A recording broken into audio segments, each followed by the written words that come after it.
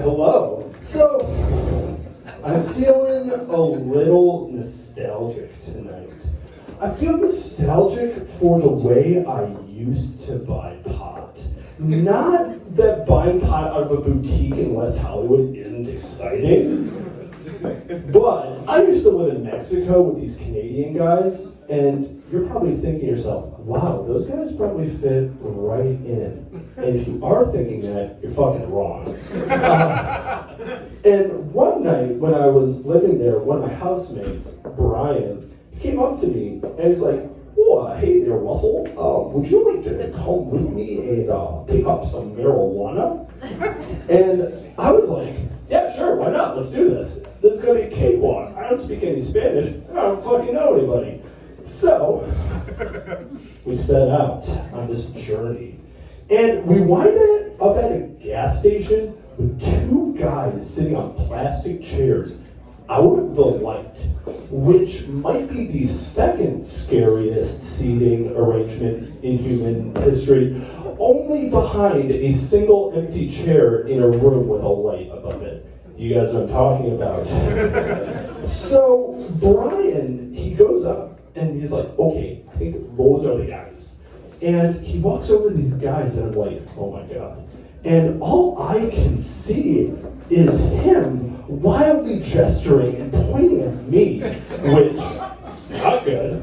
And he's saying what I can only imagine is, oh, hey fellas, me and my buddy over there are looking to buy some drugs from you. And do you have any? And I'm standing off to the side like, I hope he doesn't fuck this up for us. And the two guys stand up and they gesture for us to come with them.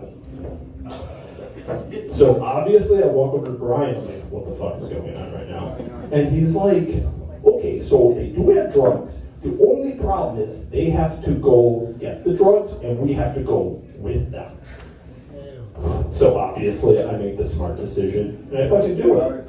So fast forward and I'm sitting in the back of their car with Brian next to me, and the two guys, our salesmen, are in the front seat. They turn and they're like, what do you guys want? And before I can say anything, Brian's like, oh, well, what do you got, fellas?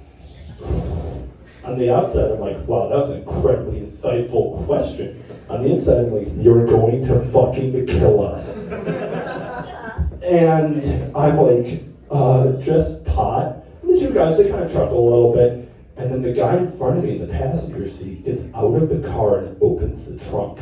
And I'm like, holy shit, I'm about to fucking die. And he pulls out a black trash bag that's all wet for some reason. It's not important, but you guys should know that. And he opens the back seat door, like where I'm sitting, and he tosses it on me. And I open it, and it's like a branch from a pot plant that's all dried out. And he's like, $100. And then again, Brian is like, oh, is that pesos or American? Oh shit, we're dead. But I'm like, dude, it's $100. And so we pull out the cash and we give it to them, and they're like, okay, good. And they ask us a final question, which is, do you boys need a ride home? And I was thinking, okay, we dodged a lot of bullets tonight.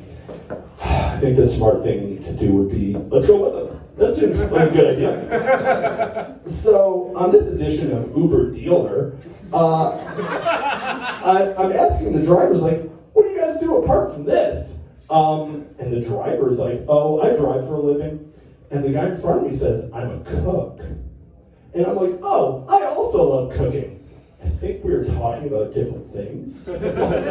So eventually we tell him where to get out, and I turn to Brian when we're walking back to our house, and I'm like, hey, how did you know those were the guys and that they would have drugs? And he says, oh, well, you know how he's talking about those two cartel guys who apparently hang out at the gas station? That's who that was. And that's why I think dispensaries in West Hollywood are boring.